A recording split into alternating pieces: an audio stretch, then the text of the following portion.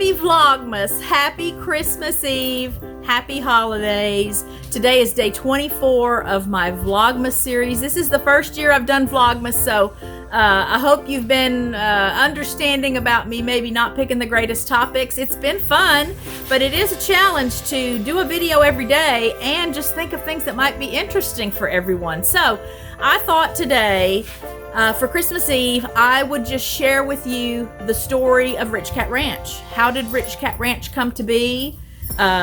What is RichKat Ranch? Who is RichKat Ranch? And the short story is that is our family business name. We have a home business. It's an animal-based business. No surprise there. But Richard lost his job at the end of 2014. And I think I've told this story before, maybe on a live stream. So some of you may already know the origin story of RichKat Ranch. He lost his job and I was still working full time, so we were barely scraping by. I think at the time then, I think he made a little more money than I did. Over the course of the next couple of years, that switched and my salary was a little bit bigger. But it's not cheap to live in South Lake, and it's not cheap to have a big chunk of property. We do have an ag exemption that helps a little bit, but obviously we couldn't afford to just sit around and not have both of us working at the time. So when that came up and we found ourselves in need of a second income, Richard was putting in applications here and there. He had been a logistics planner for a trucking transportation company, and they had layoffs, and he was part of the layoffs there. So we brainstormed and decided that since we were experienced horse people, experienced dog and cat people, just animals in general. I was not raising ducks and geese yet, so that wasn't part of our bag of tricks, but we decided we would start a company offering home care for livestock, horses, dogs, cats, animals on the property. And Richard, once upon a time, had a landscaping business when he was young. So he likes mowing yards and trimming hedges and doing things like that. So that's part of what we offer, but it's not something that people need very often here. I think a lot of them have long-standing relationships with other companies already. But there are a lot of horse properties in the area, a lot of people with just land in general that raise various animals, and a lot of those people travel for business or, have family out of town, so they're out of town periodically for trips. And I think, if I remember right, we printed up some business cards, and Richard just literally went door to door to some of the horse properties here and introduced himself if they were home and left a card, or just left a card if he didn't get to meet anyone face to face. And lo and behold, we got a couple of phone calls. I think our very first job was to haul hay. We hauled a big trailer load of hay for someone. Somewhere we've got our first dollar. The first dollar we received as RichKat Ranch. It's in a frame somewhere. I don't know where we put it. But that's how things got started. So Richard did the hay hauling, and those people, I think, shared our names with a couple of other people. As we were meeting our neighbors, we have neighbors that have horses, and so we began caring for their horses when they were out of town. And then at least one of our long-time... Stop. Serena's really trying to correct Keela. Keela, come. Come, Keela, come. Come, Keela, come. Come, Keela, come. You go in there and lay down. Thank you. That's a good girl. We're not going to horse around right now. Speaking of horses. So, we began tending to a client's. She had 2 horses, and, well, she had 4 dogs at the time, but 2 of them were inside dogs, just little lap dogs, and when they would go out of town, they would just stay with family. But the other 2 dogs were outside dogs, and so we began caring for them. That was again, that was late in 2014 when they became clients. And over the years, they have lost both of the horses that they had that we first met, and both of those outside dogs. They've lost both of the inside dogs too. Now, part of that's just related to age. That's been a long time, and none of those animals were babies at the time. So they're very special to us. Richard is actually tending to the horses. They don't have dogs at all anymore. Sometimes a grand dog will be there. If the family's all going out of town, they'll leave a grand dog there and we'll take care of the grand dog because it's an indoor dog. But Richard's actually over there tending to their horses for the holiday because they're starting their celebrations with their families. And again, word just began to spread. So we've done, for the most part, animal care related things for residents here in South Lake, Keller, that area. We've done like some lawn raking. Richard has done some lawn mowing with his zero-turn mower. That makes it super quick and easy. But at this point, we have our little core set of long-time established clients who have become friends of ours over the years. We were already fostering for Good Shepherd Rescue when we started our home business, so we had fosters, virtually full-time still around that time.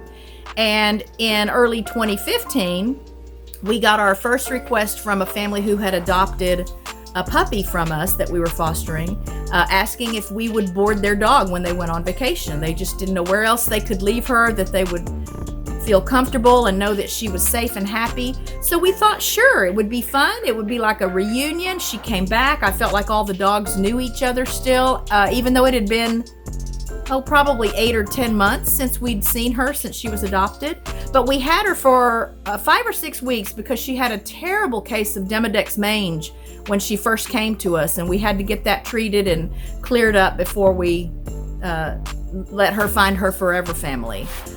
Anyway, then word got out about boarding, and a couple of other families that had adopted from us also called and said, hey, Robin told me that you guys boarded Precious Prada. Could we sweet talk you into boarding, whoever their dog was that they had adopted from us? Well, from there, it just spread through the Good Shepherd Rescue organization that we were a good place for boarding. So we thought, okay, let's add that to what we offer as our family business and start kind of marketing that. And Richard, he was out of work for I want to say he was out of work for about 6 months. So it really was a blessing to have, these other things to do as part of our company. Again, the boarding didn't start until a little later, but it still became something that we offered as part of the RichKatRanch family of businesses. We call our boarding business our Three Shepherds private canine boarding. And that's in honor of our 3 original RichKatRanch German Shepherd dogs. Cooper, the first German Shepherd dog that came to us when we found the property, and then Bandit, our first foster failure, and then Serena, who we do still have, our second foster failure, and they are still on the logo for the Three Shepherds aspect of RichKatRanch as a company, and always will be. I mean, we may add to the logo, but I don't see a reason that we would take Cooper and Bandit off, even though they're both gone. Bandit crossed over in November of 2021 from complications related to a brain tumor, and Cooper passed away in March of 2022 from complications related to hemangiosarcoma. They were both perfectly healthy up until the day they became symptomatic, and then it was a really quick process. So, and back to back, just like 4 months apart, that we lost both of them. Bandit was about 10. Estimating because he was rescued as an adult, and Cooper was about 13, again estimating because he was rescued as an adult, and they lived wonderful, happy, satisfied, comfortable lives. So lots and lots and lots of good days until the one terrible week or terrible set of days before they crossed over. But we were with them till the end, and I would not trade a minute of it. We know at this point going in that we're not going to have them forever, so we make the best of the time that we do have with them. So RichKatRanch, the YouTube channel then, is kind of an offshoot of our family business. we have a Facebook page that I started right away when we started our family business, and that's where I began to, kind of market our on-site animal care services and lawn maintenance, hay hauling, stuff like that.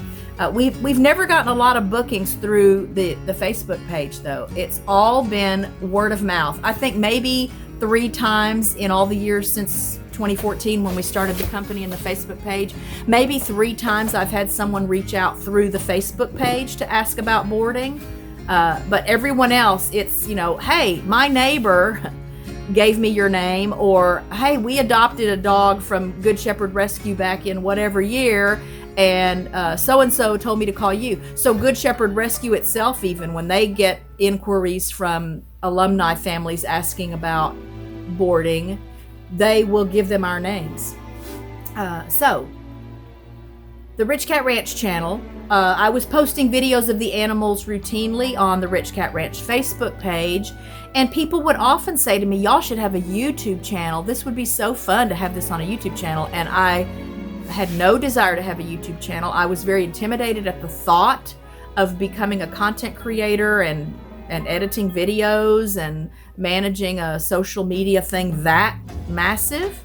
But I just figured when the shutdowns hit and neither of us was working and I was home, trying to figure out what to do with myself and with my time, I thought, you know what? Yeah, I'm going to see what it would take to start a YouTube channel and what would happen if I put a video up. So I put my first video up in March of 2021. It didn't get a lot of views. I haven't checked it in a while. I doubt it's ever gotten a lot of views. But it was the starting point for me to learn, what do you do? How do you become a YouTube content creator? How do you start a channel? How do you edit a video? How do you upload a video? And how do you make a thumbnail? All those things you have to learn when you're first starting out. And it was a very pleasant experience. It was a very positive experience. And I very quickly got, motivated by watching people watch the video, looking at, 3 people have watched my video now, and then getting that first few subscribers. And so the rest is history, but the channel is really just another part of who we are and what we do, what RichKat Ranch represents here in our part of North Texas. And I thought it might be fun to just share that with you. I think this is definitely vlog type material, not necessarily Christmassy, but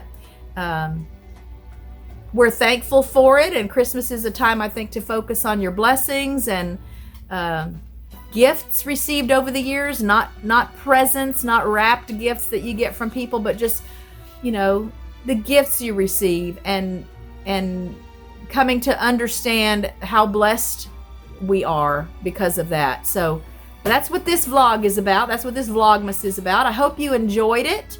I hope you're having a wonderful, wonderful Christmas. It's a beautiful Christmas Eve here now. It was so gray and rainy and dreary. I did a live stream this morning when I went out to let the ducks out, trying to sneak in between bands of rain. It's still so wet and muddy. So we're going to be just snuggled in the house, I think, for the whole week.